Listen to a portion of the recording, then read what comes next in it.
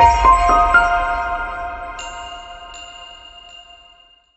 everyone and welcome to Aussizz Conclave 4.0. We hope that you're excited to know all about IELTS tips and tricks.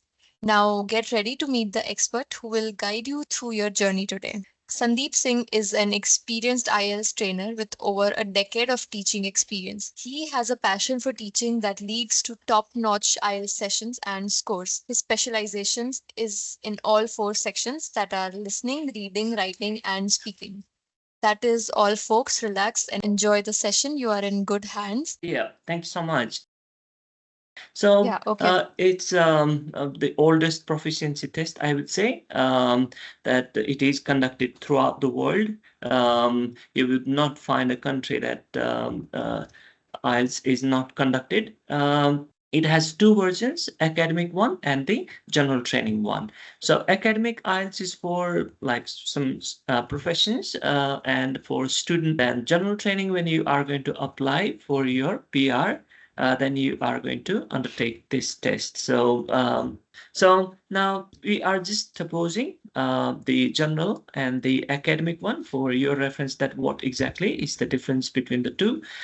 So the first thing is the purpose, that why we are going to take this test. So general training is for when you apply for your PR, academic one, that when you apply for your student visa, and some professions require you that you take the academic test. Modules the same, listening, reading, writing, and speaking. And this remains the same in both general and the academic one. So the pattern, you can take this on the computer. You will get your results fairly quickly, just in 4 days.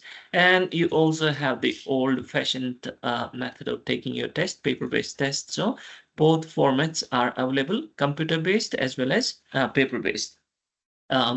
Next one, please. Now we are going to ask questions related to IELTS.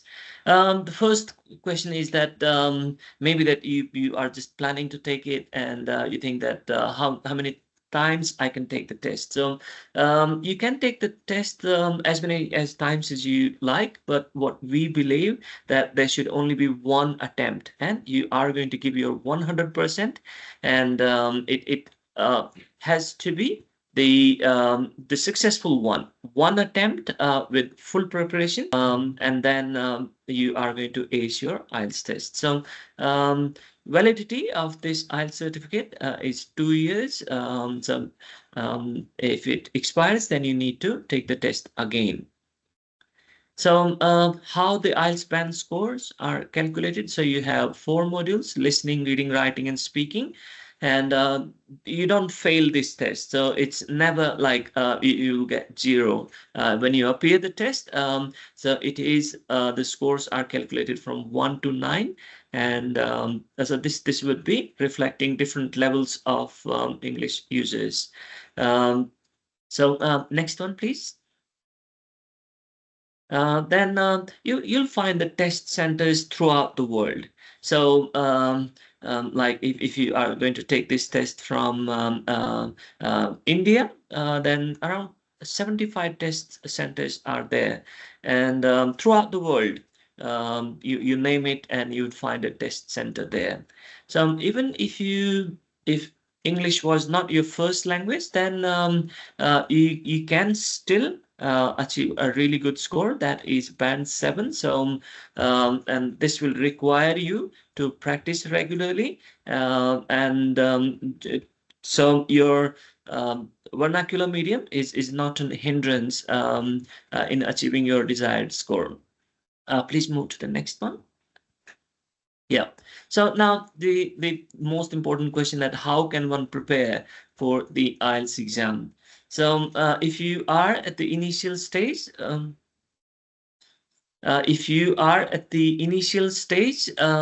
you need to be familiar with the test format, that what type of questions are there and what skills you will require.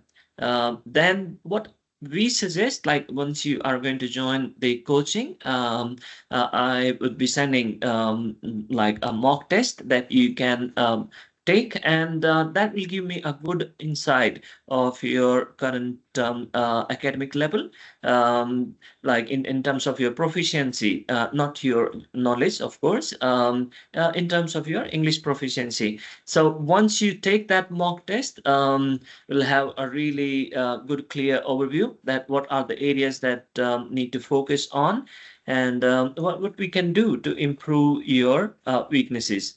So to take all the points one by one, that first thing that you need to become familiar with the format of each part of the test, and what type of questions are asked, because we have listening and reading the question type shortly. Then identify your weak areas. What are the areas you need to work on? So majority of the time, you would need assistance for your speaking and for your writing part, because you need to speak naturally, of course, on a given topic. And we all have our own ways of answering the questions, but there are parameters exactly stipulating that our questions or how we should be writing our writing tasks. Another thing would be that we always suggest that you need to monitor your progress from the day one. So it's not like hit and miss, that some days you would practice and some days you would miss. So you can just have a separate notebook, or wherever you can track your progress. Could be an Excel sheet, or could be a Word document that you would write that today I practiced, and that's where I stood. It wouldn't take long, hardly 2 or 3 minutes, and but you would see that you can check after a week or so that have you been making progress or not. So monitoring of your progress is very important, and the expert feedback is super helpful for, especially for the writing and speaking sections, because there are parameters exactly guiding you how you should be writing and how you should be speaking.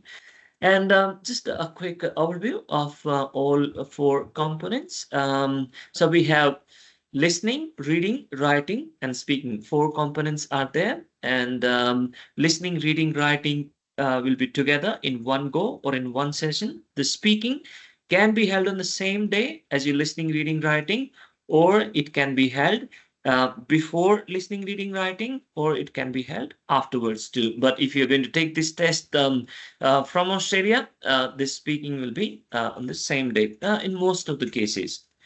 Now, if we look at three components, listening, reading, and writing. So listening, 30 minutes and 40 questions. No negative marking. So please make sure that you attempt each and every question. So after listening, you are going to take the reading section, 60 minutes time and 40 questions. So good thing again that no negative marking. Please make sure that you attempt each and every question. And according to your correct answers, you are assigned a band score. So after listening, reading comes the writing section. 60 minutes time, overall time is given, and you need to complete 2 tasks. Task 1, 20 minutes. Task 2, 40 minutes. Now the time management is up to you. If you're going to take more time for the task 1, naturally you'll be left with fewer minutes for the task 2. So overall time is given. So not like task specific. So listening, 30 minutes, 40 questions. Reading, 60 minutes, 40 questions. Writing, 2 tasks and 60 minutes time.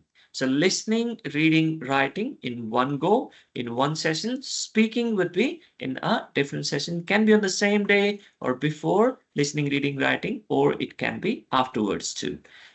Speaking, it's going to be in person, face to face with the examiner, but at some centers, IDP and British Council are experimenting with online speaking too, that it could be on a video call that it will be conducted, lasting around 10 to 14 or maximum around 11 to 14 minutes.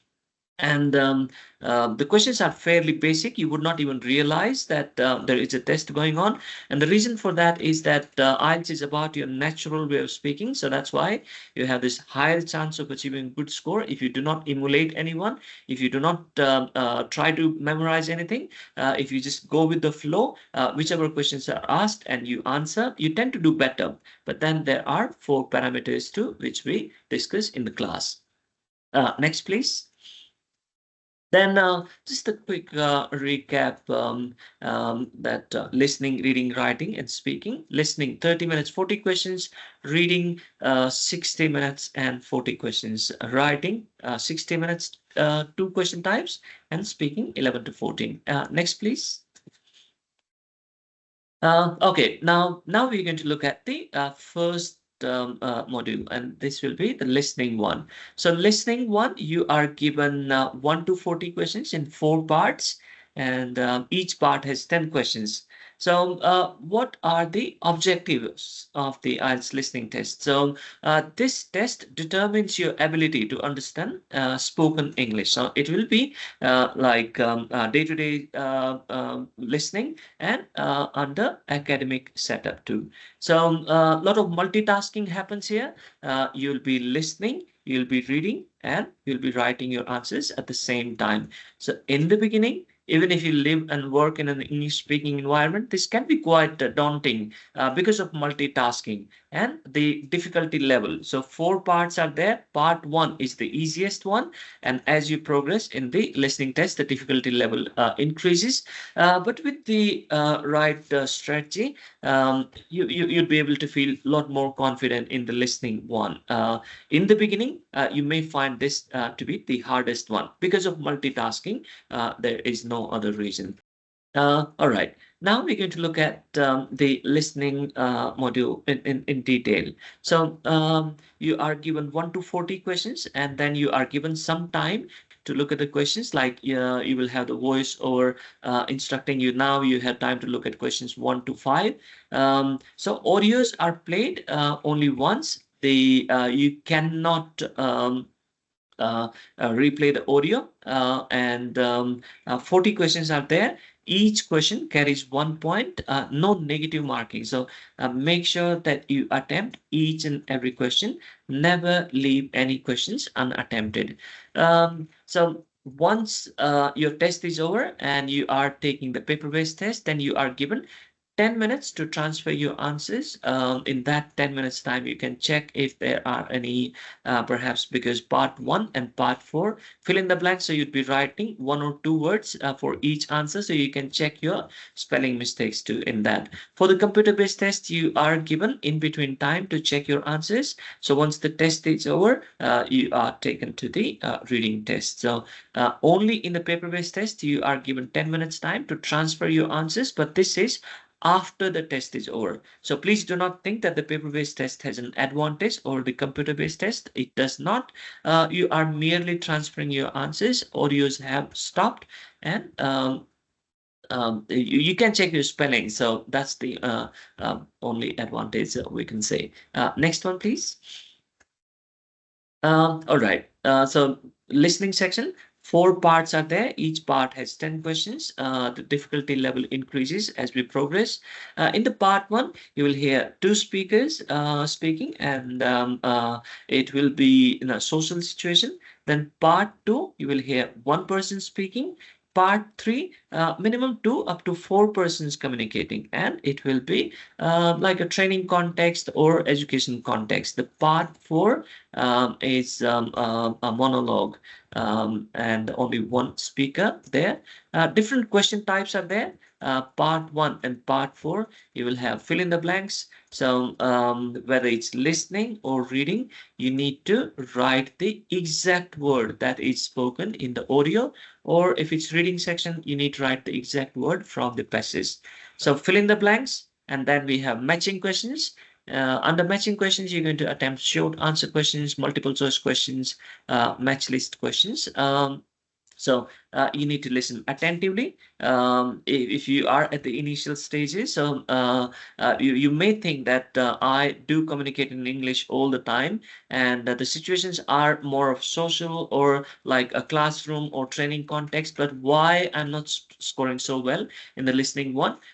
It's just due to multitasking and how the information is paraphrased. You would look at the questions, they are typed in one way, but when you listen to the audios, they are paraphrasing the same information, but just in a week's time, you would see the sheer difference in your progress, considering that you do practice with the quality resource material that would be given to you, no other practice material. See, one thing with the IELTS preparation is that many students achieve a low score is that they start practicing with the random practice material. Whatever comes their way, they would start it. And the end result is that because not all material is trustworthy, a lot of practice material is there, but not up to the mark. So if you practice with the right material from the day one, I can assure you that it would be your way.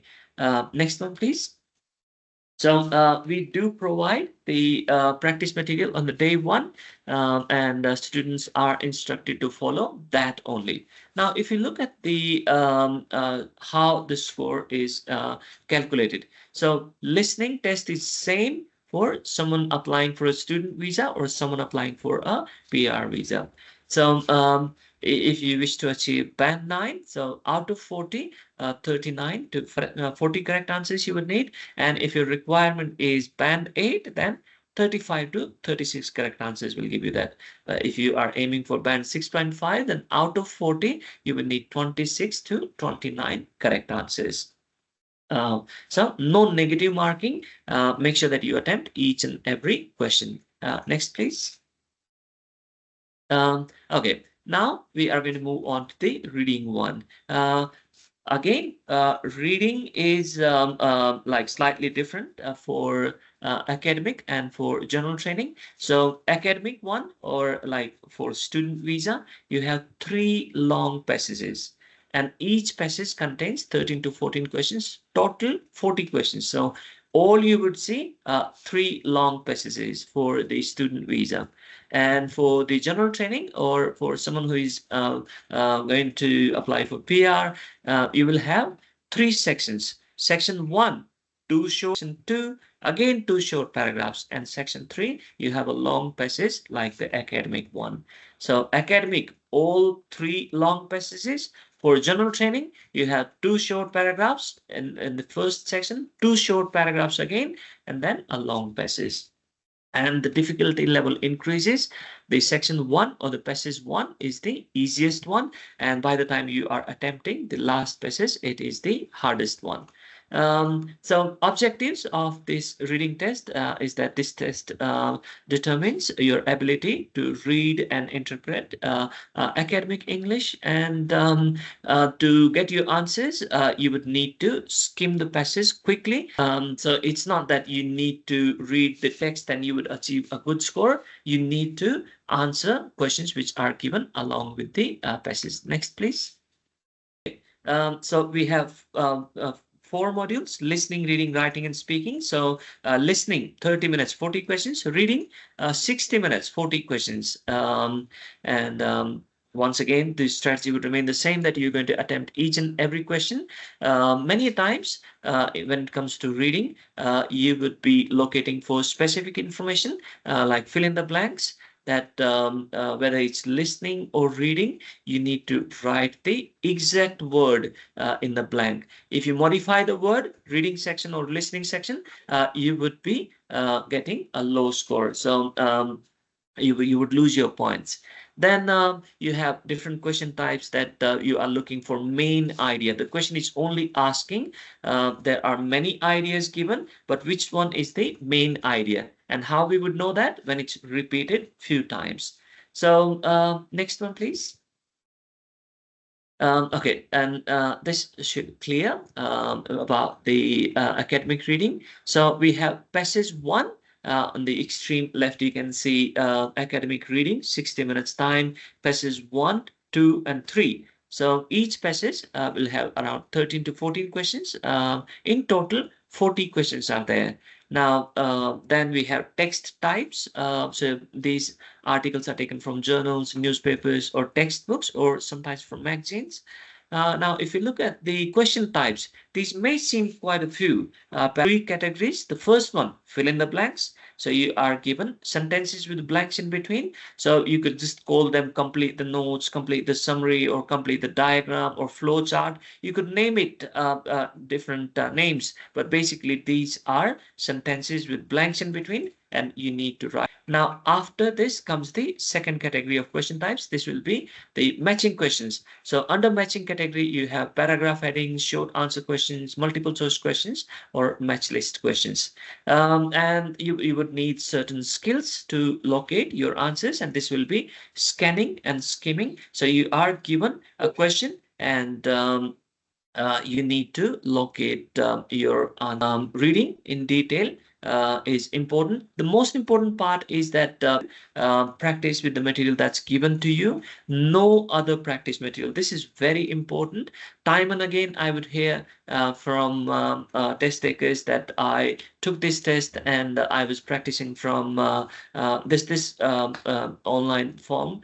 A low score. So it's the practice material that is the issue.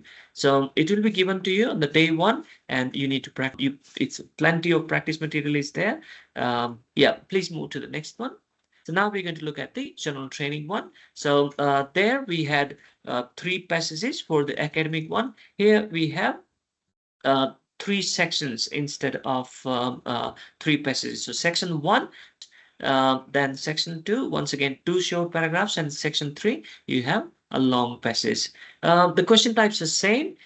3 categories. We have fill in the blanks. So could be different names for the fill in the blanks, like sentence completion, notes, summary, diagram, flow chart, or table completion. Fill in the blanks. Then the second category would be matching questions, paragraph heading questions, short answer questions, multiple choice questions, match list questions.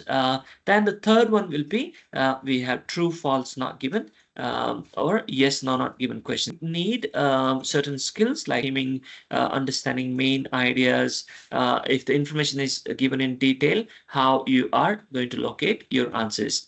Next, please.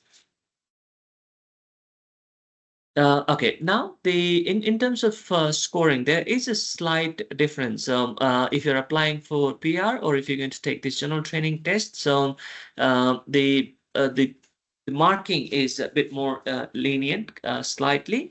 So left hand side we can see the academic, how the academic score is calculated, and the right hand side we can see how the general training score is calculated. So in order to achieve band 9 academic reading, you will need 39 to 40 correct answers, and for the band 7 academic reading, you will need 30 to 32 correct answers. For the general training, in order to achieve band 9, you will need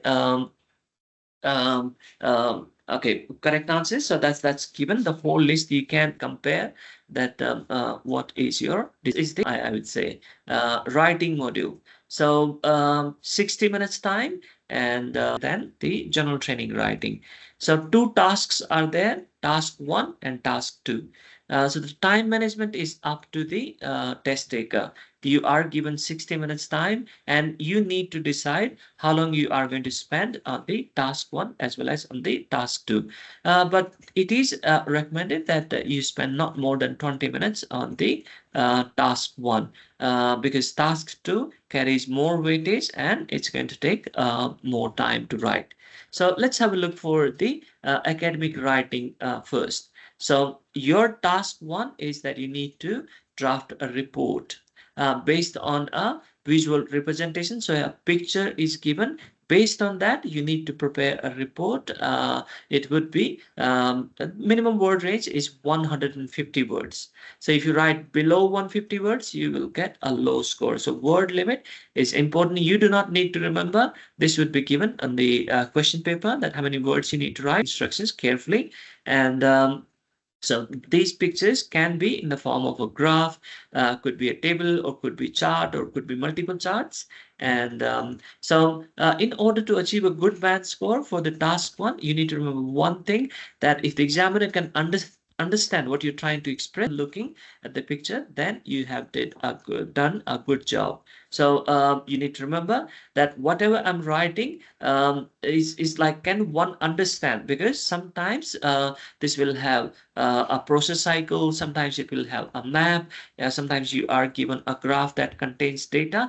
So how you sequence decides what would be your band score. So it's not like putting everything there in a report and hoping that it will be a good band score. It will not. So how you organize your ideas is the most important part.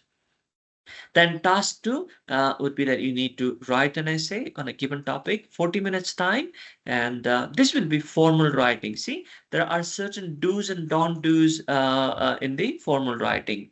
Um, um, um, like when it comes to formal writing, so one should avoid contractions, one should avoid idioms. That if you want to achieve a good score, that's what you should be doing. So the first thing is that throughout, maybe in the school or maybe in the college, we have a certain way of writing. See, that the given question is important to a certain extent. As long as we are somewhat in the same direction, it does the job. But IELTS is very different. That they give you a topic, and you need to make sure that each and every line that you write should be related to the asked question. If you go off the topic, is the question like asking about something related to global warming, and then if you do not address that part, you write about something else, then it gives you a low score.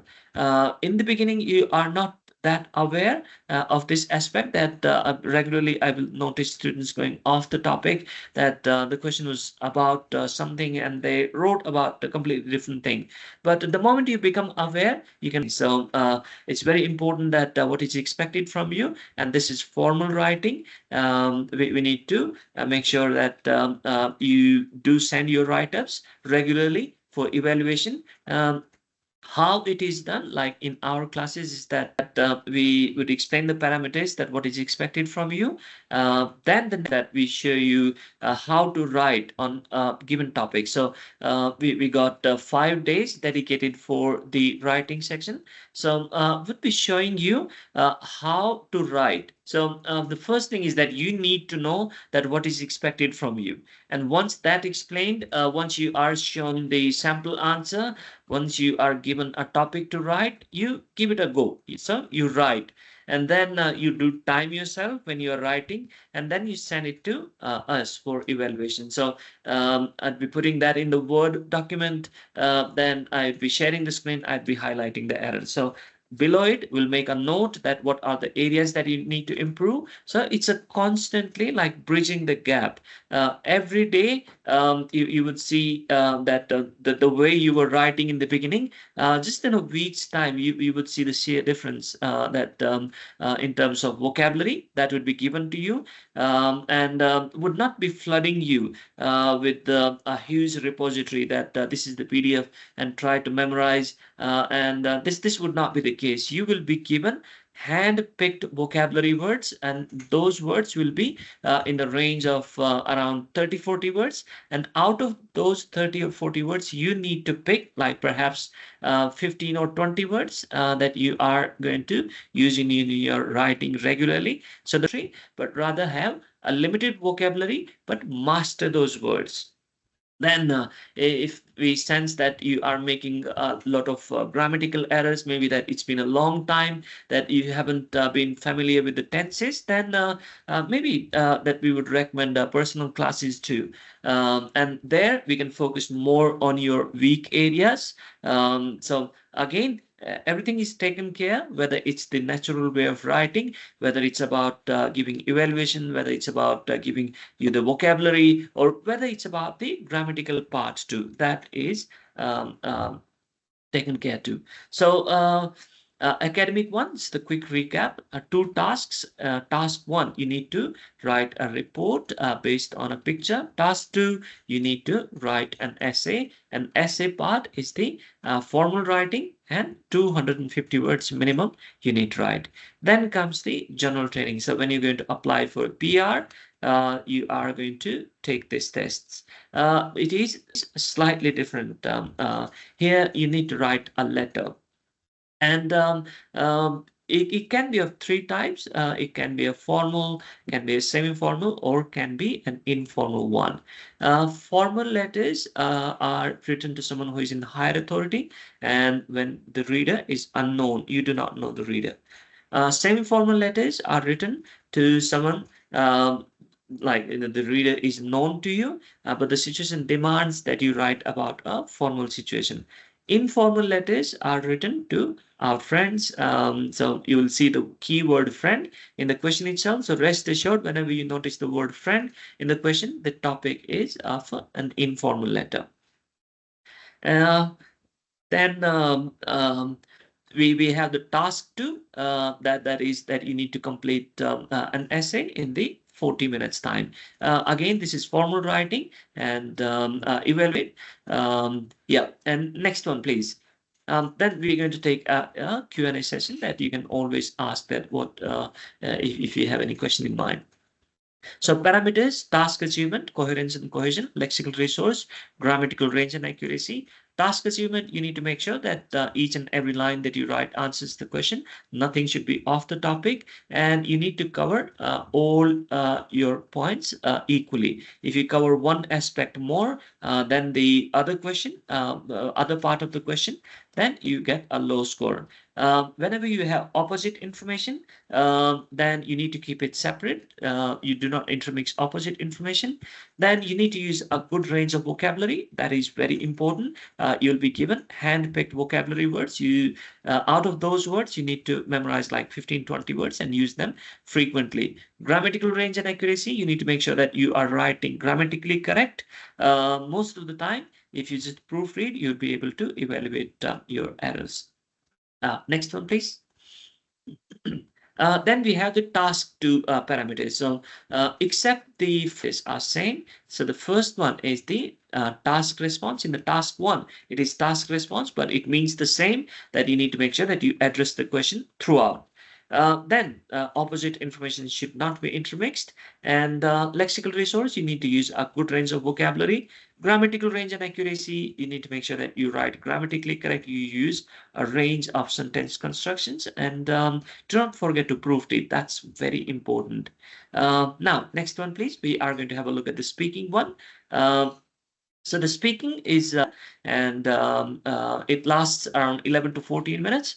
It's divided into 3 parts. Part 1, it lasts around here.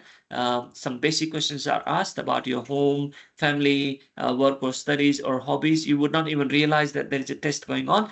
You would notice that as if your friend is asking such questions, or as if you're meeting someone for the first time and that person is just getting to know you. So a good range to answer your part 1 question should be 2 to 3 sentences. Not too short, like you are just answering yes and no, or you are just answering it in one line only. It should be engaging, or it should feel that you want to strike a communication.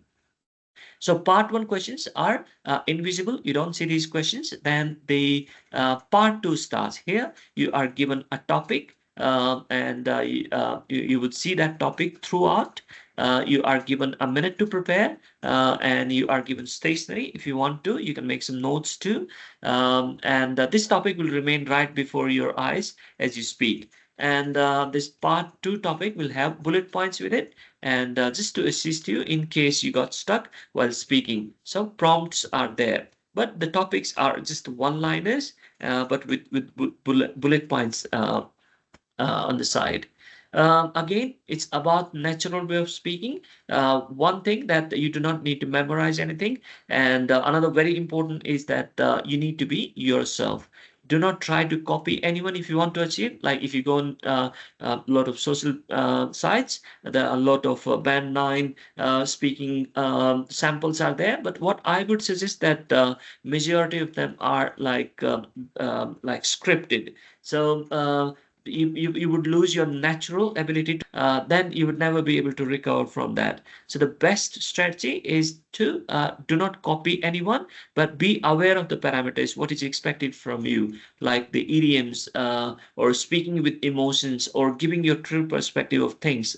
Our classes are very interactive, so we simulate the speaking sessions in a group, as well as if you are perhaps not that confident in the beginning, then may recommend personal classes where you can practice.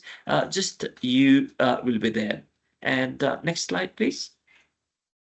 All right. So now when it comes to assessment, that how the speaking section is assessed. So you have 4 parameters. Do this, we would give you a higher score. The first one is fluency and coherence. You need to make sure that you are speaking throughout your speech. There should be no unnecessary long pauses. There should be no hesitation while speaking. And then comes the lexical resource. Here you need to use idioms while speaking. And you need to make sure that you use a good range of vocabulary. You would need to memorize like basic easy idioms, and once again that list will be given to you. You need to pick idioms from that given list. Again, it will be precision based list. Limited idioms are there. And then the third one, grammatical range and accuracy. The questions may seem very basic, that tell me about your hometown. Is not interested in the hometown, but in how you form your sentence structures. So speaking attentively is important with a bit of practice. Then comes the pronunciation. You need to pronounce the words appropriately, and so you would have those regular feedbacks. So if you mispronounce any words, you would be reminded of that, and you can make a sign when you pronounce those words. You can always pronounce it correctly. So these are the 4 parameters. Next one, please. Yeah, so we have a dedicated Telegram group, IELTS tutorials. You can reach out to us. We have like learners from all parts of the world. You can put your query there. In a particular question you can always ask there. So and this will be taken care. I would suggest that please do join this one, because everyone is preparing for IELTS, and maybe that you can find a speaking partner from here. Maybe if you have any questions, so all your questions, queries will be addressed here. Everyone is preparing for IELTS, so everyone in one place. IELTS tutorials, Telegram group, and you can take a screenshot of this one, and then you can join this, and we are happy to help you there. Yes, next please. Just a quick recap of how you can make sure that you are prepared or not for the test. So I would say these are the things that you should be well aware. This will be like self-analysis. Is that when you need to be very clear with this.